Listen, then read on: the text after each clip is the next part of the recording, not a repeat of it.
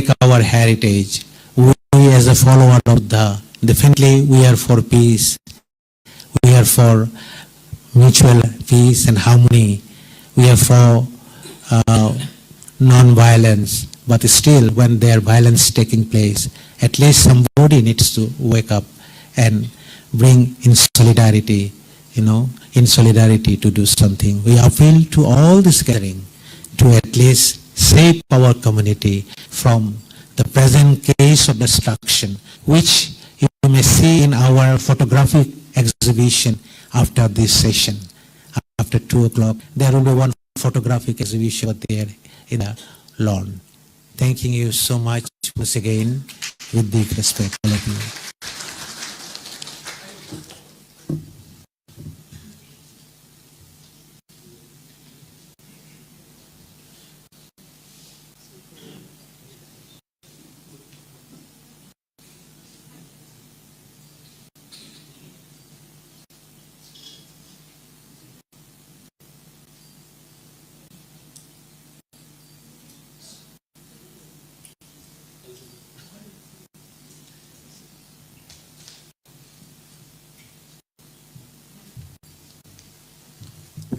Thank you, Dr. Mudal.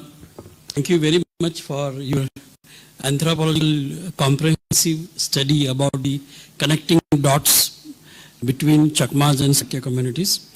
A lot of things has to be discussed and also detailed comments and question answer will be taken after our highly respected second speaker will speak. Dr. Subir Bhaumik is a well-known figure not only South Asia but mainly Southeast Asia. He has, I think, more than 30-40 years of experience as a journalism. I think he was not properly, he was working with the BBC, he was in the Oxford University, he was also alumni of the JNU. So all these, with this background, and basically he knows so many languages, and also he has a tremendous field work that I think not reached to the public or mass of the media of the South or Southeast Asia. Though he has written few books on his experiences, but I think lot of things has to come, and he's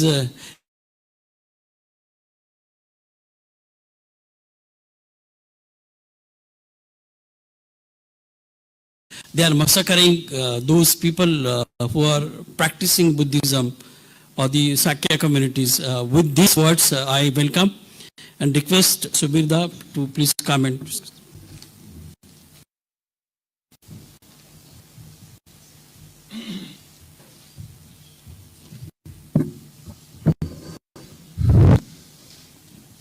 I have seen that every time I speak at a conference, it's generally around this time, when people have had lunch and they are dozing off. One of my preeminent tasks is to bring people to wake up again, which I do admirably well, because I went to a military school and I commanded parade grounds, and I have a fairly strong voice. So I'm slightly hindered by a bad tooth infection, but that's not a problem. I must thank the organizers for having me here in this wonderful city of Bodh Gaya, where Siddhartha Gautam became Lord Buddha after attaining enlightenment. And I take this opportunity to pay reverence to the respected Gurujis here and some of the important scholars like Professor Abhay Singh, who have brought the issue of the Shakyas in the right historical perspective. I'm not an historian, okay? I'm a student of international relations and conflict studies. So it's exactly what Buddhism preaches, so study conflicts. I would first take this opportunity to make a strong case for Bodh Gaya itself. We Indians, and because this is located in India, have missed out on a huge opportunity of turning Bodh Gaya into a Buddhist Vatican. What stops us from doing that? So we must. We talk of Buddhist outreach and soft power and all that stuff, taking up from my good friend and revered Guruji. I'm not a NATO person. I'm more into, and so I would say that India and present government, which is otherwise very active in this area, should actually take this opportunity to turn Bodh Gaya effectively into a Buddhist Vatican. And I see this convention as part of that larger process. I see it like this. This is the way I would frame my argument. Is that the protection of the descendants of the Shakyas who, as my good friend Mrinal has said, spread out to Chittagong Hill tracts and to different other parts, as Guruji Teraswaj said earlier in the morning. It's like the lost tribes of Israel. They've gone all over the place, and the government of Israel have tried to bring them together. Yeah, they've conducted intense operations to fly down something like 40,000 Ethiopian Jews back to Israel. By creating a resort in the Red Sea to fool the government of Sudan. You can see that film. It was a massive intelligence operation they conducted. Now, I'm not suggesting all that. Yeah, but what I'm trying to suggest is we have a very strong case here, as this convention is heading towards, to actually trace the Shakyas and their migratory movements and the different parts of the world they have down and settled. Preservation of this Sakyan lineage is, I would agree, crucial, not only for them itself, for the population groups, but also for the future of Buddhism. For the future of Buddhism. If these two are linked, if you agree with me on that, then it's important to have some kind of a structure of unity and center. You need a center, and you need unity for this. And you need Bodh Gaya to be a Buddhist Vatican. That brings together this whole thing of structure of unity, which is very important, because if you don't realize your brethren lying across the sea somewhere, how are you going to do something? So bringing together is not just the gathering of the clans that I'm advocating. I am saying that the gathering of the clan is the first stage toward preserving this very important lineage, and then preserving the legacy of Buddha as a whole, which is so important in modern world, which is torn asunder by conflicts. Buddhism has the most powerful message to deliver, to stop this whole process, which is unleashed by, let us not bring this gentleman here, I hate this man, but this whole legacy of conflict that is now being sponsored by the biggest superpower in the world. Grab anything, pick up anybody, do anything. This whole cowboy business has to stop. And the way to do it is to sponsor the legacy of Buddhism. But for that, you need a structure of unity. You need a united sense of purpose. And you need a structure, an organizational structure. And I think Bodh Gaya as a Buddhist Vatican and bringing together of the Sakyan, clans, of the people who have spread out, is very important for this whole process. And I would also make another argument here that those Sakyan descendants in different parts of the world who are threatened and endangered by hostile majoritarian regimes, they need protection. And it is up to those in the Buddhist world who are stronger. I'm not saying militarily, but otherwise. Military strength is not the only strength. Okay, I would expect those countries, Buddhist countries, who believe in the legacy of Lord Buddha, to actually come to the rescue of these Sakyan descendants who are seriously threatened in attempting preserving their own distinct lifestyle. Now, Mrinal has brilliantly elucidated the very distinct, and I'm also aware of this because I've been very close to friends in Chittagong Hill tracts. I know them very, very closely. I've intensively covered the movement for district autonomy, over a period of time which took the shape of armed struggle. Now, they were forced into armed struggle. Okay, this is another point I'll make, but I'll come to that in a moment. So I will basically use Chittagong Hill tracts and the threat to the Sakyan descendants there as a case study to highlight my core argument that some of these people, indigenous people, who are descendants of the Sakyas, actually need active protection, and in that stronger Buddhist countries who are empowered in various ways have a role to play. And I'll come to that. But first, I will highlight the growing threat that is being faced by the Sakyan descendants in the Chittagong Hill Tracts. As we know, the British came into the subcontinent. They first came to Bengal and they expanded. But they realized that these Indian people, they need protection, which is why Chittagong Hill Tracts was brought under a separate kind of administration through the 1900 Chittagong Hill Tracts regulation. It's similar to some of the inner line regulations that were imposed on some parts of Northeast, like Naga Hills, the Mizo Hills. Okay, this was their own idea, and some of our present day people may say, oh, this is, the Englishman's aim of divide and rule. I'm not getting it, but I honestly believe that some of these communities actually need protection because these communities are dependent land. And land is the crucial economic, strength. And if those lands are lost to communities which are stronger, because these communities usually into slash and burn agriculture or Jhum culture, which is why it's called Jhumas perhaps. If they cannot compete in agricultural terms with wet rice cultivators like the Bengali farmers, they are in for trouble. It's all the game of, service. So I'm not getting into that. But the fact is, there was an attempt to preserve the distinct cultural, ethnic identity of the Chittagong Hill Tracts by the British, 1900, Chittagong regulation. In 1947, these people made strong demand that they should be allowed to join India. The Indian flag flew over the Chakma Rajbari for 6 days, from 15th August to 21st August. A Pakistani regiment, a Baloch regiment came and pulled it down.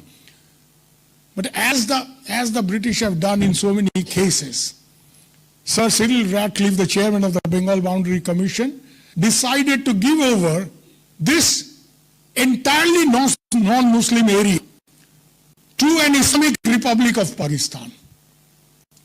The population, the Muslim population, Chittagong Hill Tracts in 1947 was less than 3%. But it was given over. Why?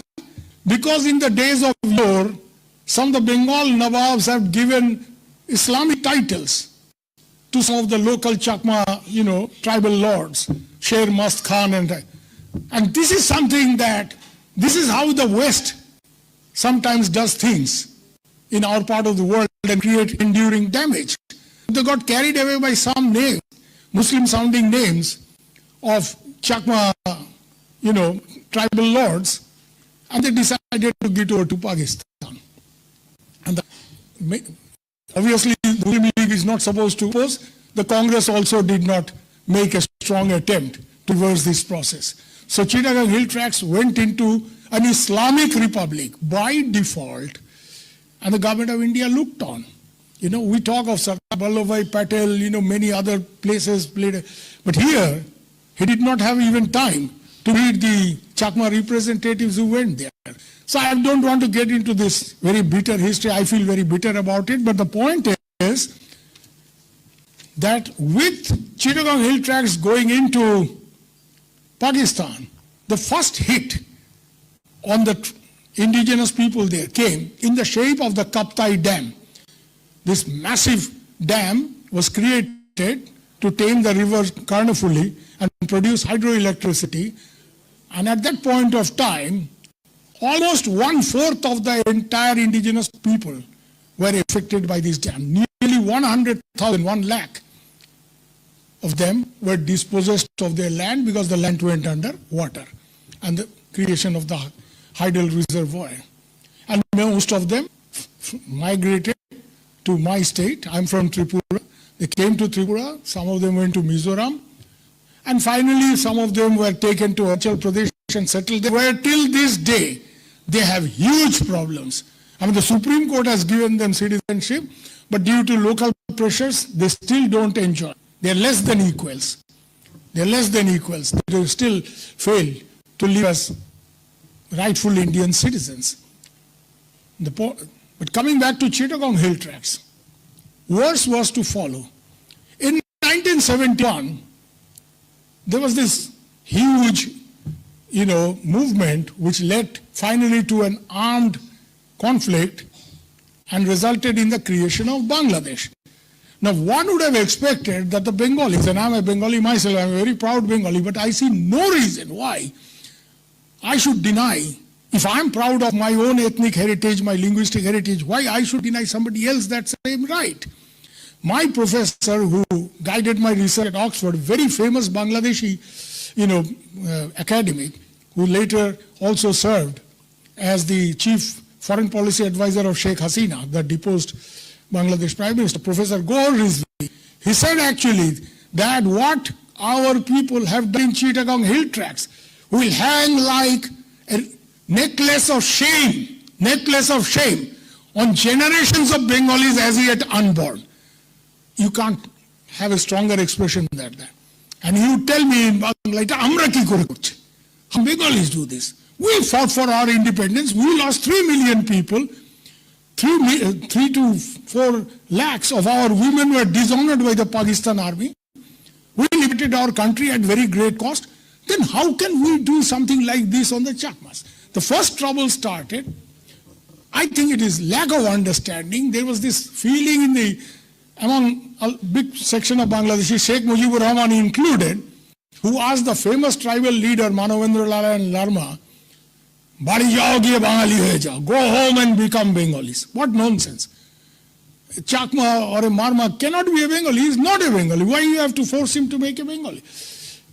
He's Bangladeshi because he's living in that soil, in that country. So here the trouble starts. But at least till he was alive, there was a democratic structure.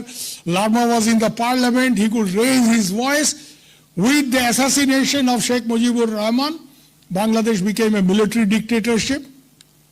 And what did the military dictators start to do? This is very dangerous. They did exactly the same thing that the Chinese have done in Tibet.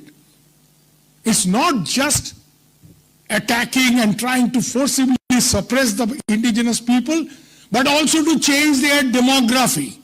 Most dangerous thing. And what did General Zia did? He was the first military dictator of Bangladesh. He issued orders that there are thousands of landless Bengali Muslim peasants who are not having land. They've lost their land, river erosion and all that stuff. Send them to Chittagong Hill Tracts and give them pattas, which is official land rights, which is complete violation of the 1900 Chittagong Hill Tracts manual, because no plainlander was supposed to be settled there and get land rights. But this was done as an official policy. In response to that, there was an armed revolt.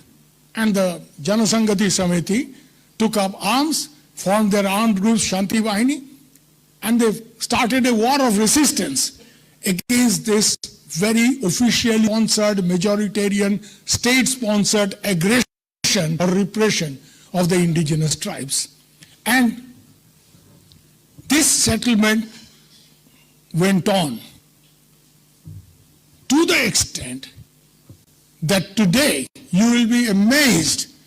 In 2011, when the Bangladeshis did their census, Bangladesh state, in 1947, less than 3%. Today, in 2011, the Muslim population of Chittagong Hill Tracts, 47%. I imagine that today, in 2025, the Muslim population of Bangladesh has definitely crossed the 50% mark. Today, the Bengali settlers who were pushed in there, and they did not come on their own. They were pushed in there, settled there, given land rights by the Bangladesh government. And why? Military generals saw it as a counter-insurgency method. That if these Chakmas want, or Marmas, if these indigenous people, the Jummos, they want separate autonomy, we will not grant it, we will crush them, we will change the demography, they will no longer be a majority, and then we will say, no, this place is no longer a tribal majority area, so why are you asking for special status? This is the conspiracy. Can you realize this is the conspiracy the Bangladesh military dictators consistently pursue? Then democracy returned to Bangladesh. And in 1996, when Sheikh Hasina came to power, and India also played a role, there was finally an agreement between the tribal resistance group and the government of Bangladesh, the famous Chittagong Hill Tracts Accord, 97. And the Bangladesh government finally decided on paper to give a degree of autonomy, create a Chittagong Hill Tracts Regional Council. So at least there was some feeling that, some justice may return and the indigenous people could look forward to better times. Unfortunately, those expectations have been short-lived. And I will, instead of getting too much into history, because obviously time is a factor here, I would like to focus on what has happened in the last 1.5 years. And this is a very dangerous period. Why? With the ouster of the Sheikh Hasina government, which was responsible for extending the Chittagong Hill Tracts, regulation, they agreed to keep it going. And they also agreed to create a regional council there where elections would take place. And, a degree of provincial autonomy, especially preservation of local language, customs, etc., would be maintained. A degree of provincial autonomy for which the JSS and other, resistance group had been fighting for. In the last 1.5 years, since the of Sheikh Hasina, I have no hesitation in saying, you see the very placid face of Dr. Yunus.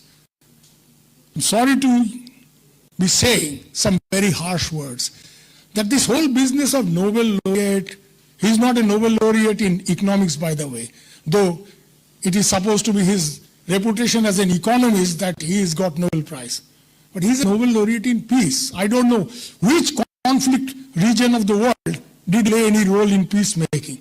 So essentially, yes, Amar Sen has got Nobel Prize in economics, Abhishek Banerjee has got Nobel Prize in economics, Yunus has Nobel Prize in peace. Where did he do any peacemaking? I don't know. He gets very upset if you don't call him Dr. Yunus. He's a PhD from Middle Tennessee. Okay, not Harvard. So I don't want to get into too much detail, but this man knows money well. He has done very well with his Grameen Foundation. The most dangerous thing about this gentleman is, in a quest, he does not have a political base in Bangladesh. In a quest to hang on to power, by hook or by crook, he has sponsored, patronized and backed hardline Islamist radicals to the extent Bangladesh has never seen, even in the time of the military dictators. Since 1971, this has never happened before. That convicted Islamic terrorists who were convicted because of murder, because of trying to bring in weapons illegally into Chittagong Hill Tracts, they have been left. I'll give you one example. Jashuddin Rahmani is the Amir of Ansarullah Bangla team, accused of 7 murders. He was in jail. He was released without any rhyme or reason. And many, like he was not only released, he was given a military helicopter to go and visit a relative who had died for the namaz-e-janazah.